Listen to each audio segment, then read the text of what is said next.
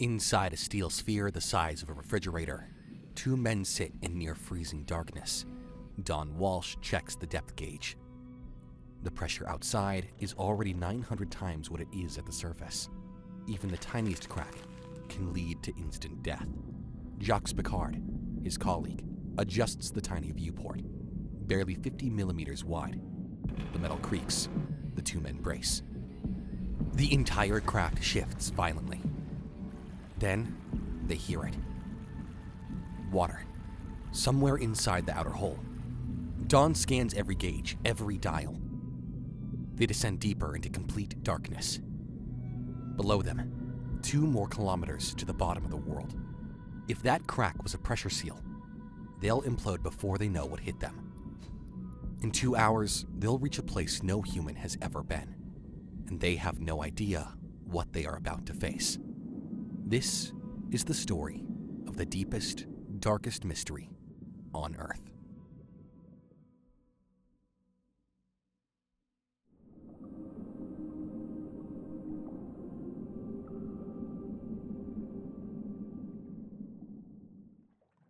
A research vessel drifts in an empty ocean. The crew performs a routine task, measuring ocean depth. They lower a weighted rope over the side. 1 kilometer. 2 kilometers. 3 kilometers. Normally, it hits around 3 or 4 kilometers down, standard ocean depth. But today, the rope keeps going. 4 kilometers. 5 kilometers. The crew is nervous. They add more rope. 6 kilometers. 7 kilometers. Some of the older sailors start whispering about sea monsters and legendary creatures that pull ships down. Finally, at over 8 kilometers, the weight touches something solid. The crew stares at a pile of rope on deck, over 8,000 meters of it. No one says a word. They've discovered the impossible. The Mariana Trench is a crescent-shaped crater in the Pacific floor, 2,550 kilometers long and 96 kilometers wide. If you dropped Mount Everest into it, the peak would still be 2 kilometers underwater. The trench sits along the Ring of Fire, where Earth's tectonic plates collide. This creates the deepest point on the planet, Challenger Deep. Scientists immediately declared nothing could survive down there. It's a dead zone. The pressure would crush bone and destroy living cells. Total darkness, near freezing temperatures. For 85 years, it remains unexplored. No submarine exists that can dive deep and withstand the pressure. But in 1960, 2 men decide to find out what's down there.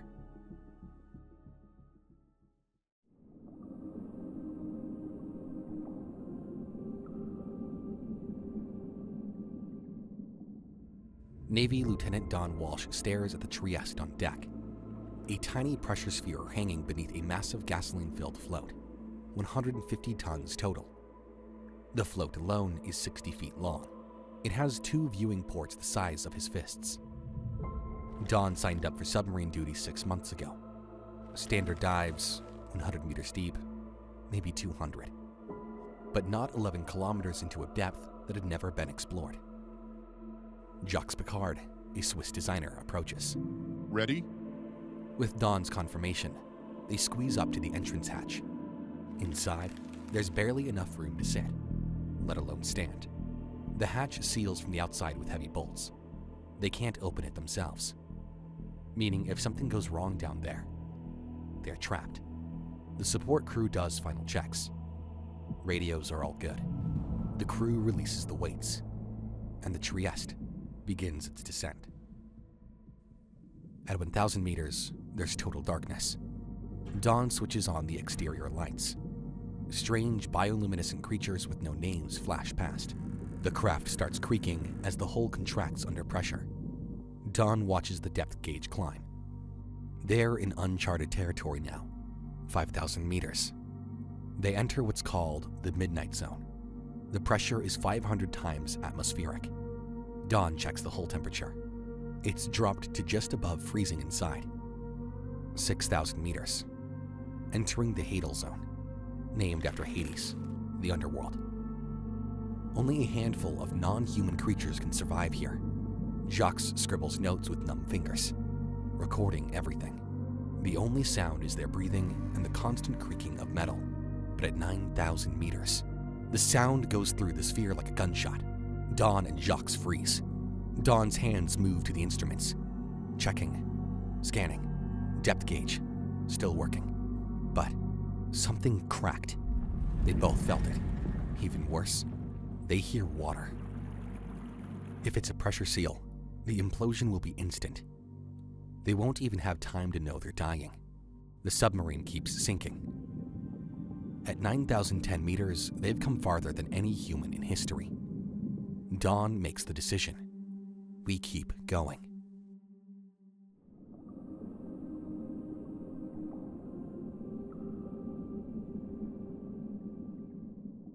After 5 hours, the viewport finally shows something other than black water.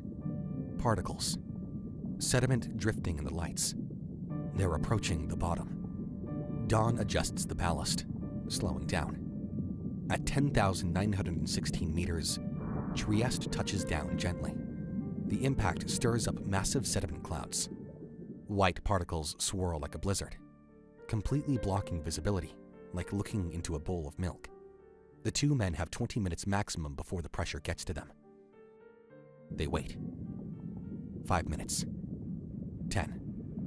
Through the tiny viewport, Dawn sees the ocean floor. Flat, covered in fine sediment. Then he sees it.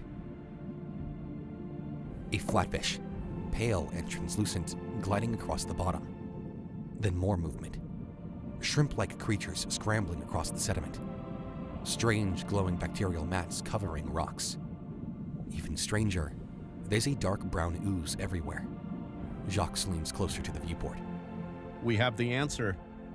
Can life exist in the deepest parts of the ocean? Now, it can. Dawn scans the area visible through their small window. He sees more creatures, alien-looking. Things that have adapted to crushing pressure and total darkness. Life, or it shouldn't exist. Jacques takes photographs through the viewport. Dawn checks the instruments. 18 minutes on the bottom. He thinks about the crack he heard earlier. Carefully, he checks the entrance hatch. There, in the window, a visible crack runs through it, but it's just an outer window. If it had been the main pressure hole, they'd already be dead. Jacques takes one last look through the viewport. Dawn pulls the lever. Weights drop away from the seafloor, making Trieste buoyant enough to start rising. 3 hours later, they surface. But the world awaiting them will be far different from the one they descended from.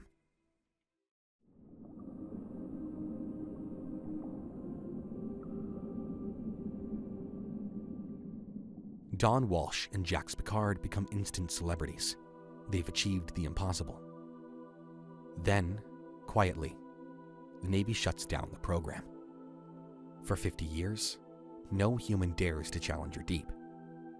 The pressure at the bottom is 16,000 pounds per square inch. That's equivalent to 50 jumbo jets stacked on top of a person. Most submarines can only dive to 500 meters. But Challenger Deep is 11,000 meters. One failure, one crack in the hull, means instant death. In 2014, an unmanned probe named Nereus dives to 10,000 meters. Suddenly, it stops transmitting. A catastrophic implosion. The wreckage is never recovered, so the risk of going down the Mariana Trench again is far too deep. And while humans can't, unmanned cameras occasionally drop into the trench. They capture bizarre creatures never seen before. Fish with transparent heads and barrel-shaped eyes, shrimp covered in aluminum armor, single-cell organisms the size of grapefruits, and unexplained sounds from the depths. In 1997, the National Oceanic and Atmospheric Administration places underwater microphones across the Pacific. They detect an ultra-low frequency sound impossible to come from any animal.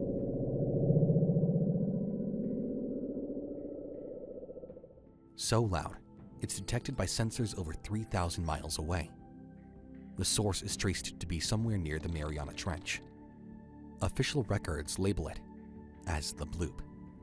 Ocean enthusiasts become enthralled, but a very famous one took it a step further.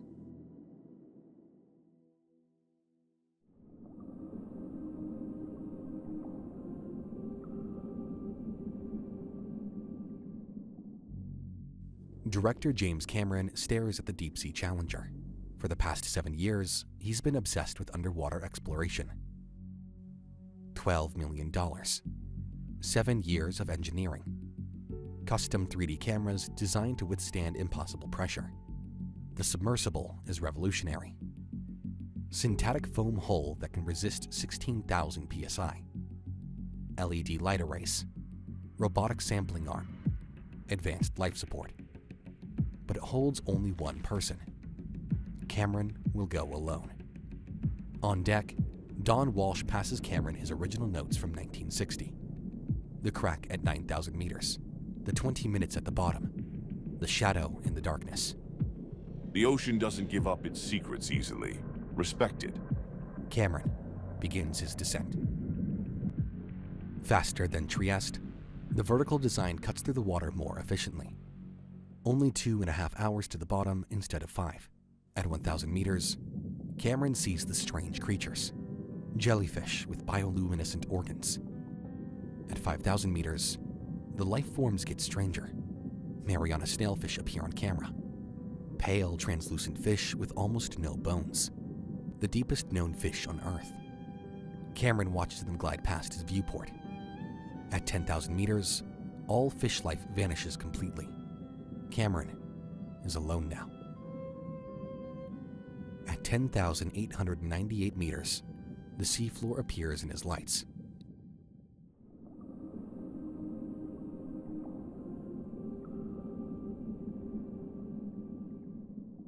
Cameron touches down softer than Trieste did.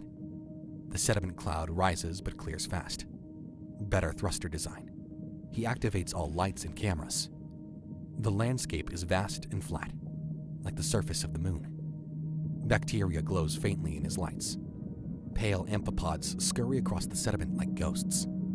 Sea cucumbers with tentacle rings filter through the mud. Giant xenophyophore dot the landscape. Cameron extends a robotic arm and begins collecting samples into pressurized containers.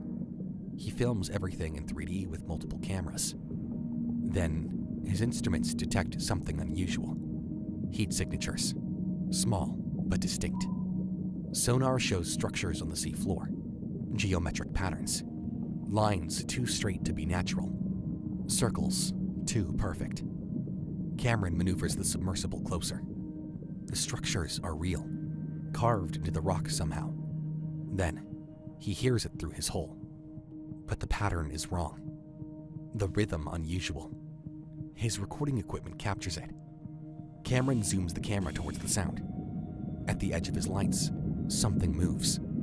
A large shadow crossing the illuminated area.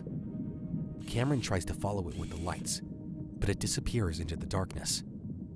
He reviews the footage immediately. The frame is blurred, but something was there. He marks the GPS coordinates. In interviews years later, Cameron admits seeing things he couldn't explain.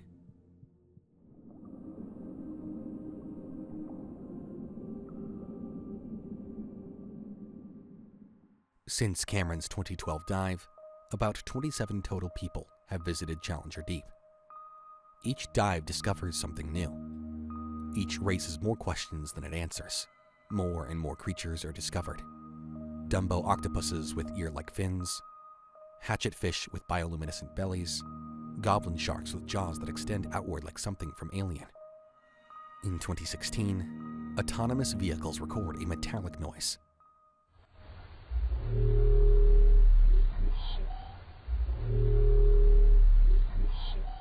Scientists call it the Western Pacific Biotwang, 3.5 seconds long, recorded multiple times.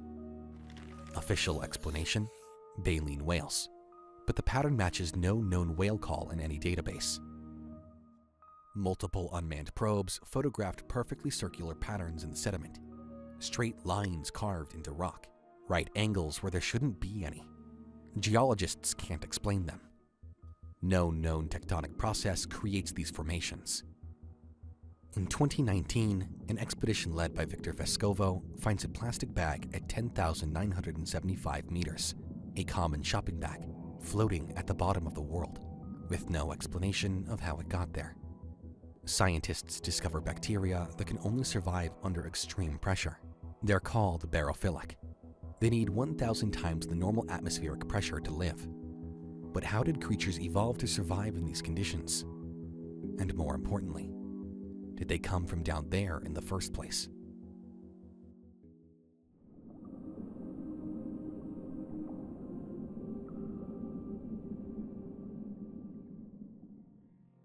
The scientific consensus is clear. The trench formed from tectonic reduction over millions of years. Life adapted to extreme conditions through evolution. The sounds are from undiscovered whale species or geological activity. But there are other theories. Theories that exist in internet forums and conspiracy circles. Some believe the trench was above water millions of years ago, like an ancient civilization before humans evolved. Others claim it's the perfect location for a secret government facility, far from any prying eyes, impossible to access without specialized equipment. Conspiracy theorists point to unusual naval activity in the area, submarines that appear on tracking systems, then vanish, ships that patrol the region with no public mission. No evidence has ever been produced, but the theories persist. The most extreme theory? The trench is a gateway, a portal to another dimension. Based entirely on speculation and anonymous internet posts. But it captures imaginations. The uncomfortable truth? We simply don't know. In 2026, we're still discovering new deep-sea species every month.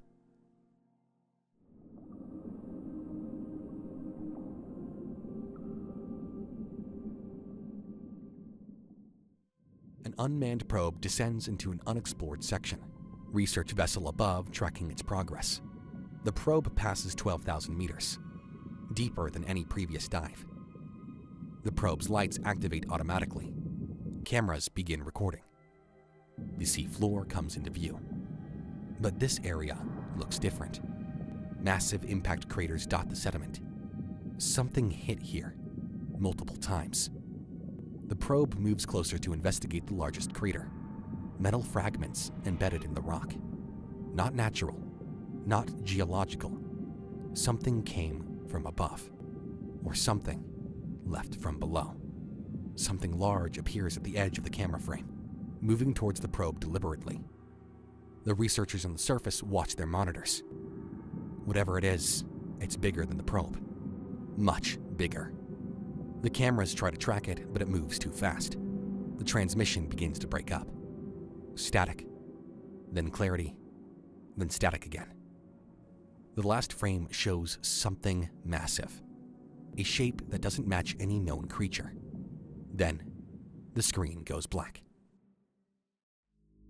Don Walsh spent his entire life advocating for ocean exploration, constantly reminding us the ocean always has one more secret. This reminder inspired his son Kelly to dive to Challenger Deep in 2019. He went 8 meters deeper than his father, 10,925 meters, making the Walsh family the only father-son duo to reach the bottom of the world. Since then, the race for deep ocean resources has accelerated. Mining companies eye the trench's mineral deposits, rare earth metals, resources worth trillions. Environmental groups raise alarms, but the pressure to exploit keeps building. On the internet, the Mariana Trench inspired something far stranger, the deepest level of the dark web, Mariana's Web. Hidden beneath layers of encryption, accessible only through quantum computers. Theorists claim it contained a sentient female AI system years before ChatGPT was conceived. The conspiracy goes that Mariana's Web includes humanity's deepest secrets, like the location of Atlantis, or Tesla's lost designs. Both the web and trench require specialized knowledge to access, Both promise answers to questions we're afraid to ask. The deeper you go in either, the darker it gets, and the more likely you are to find something you weren't looking for. But the Mariana Trench doesn't just hold the ocean's secrets. It holds our planet's secrets. Answers to how life adapts, how evolution works, how ecosystems survive in impossible conditions. And maybe, just maybe, it holds secrets that aren't from this planet at all. What's waiting in the darkness, 11 kilometers below the surface? We may never know, or we may find out when it's too late.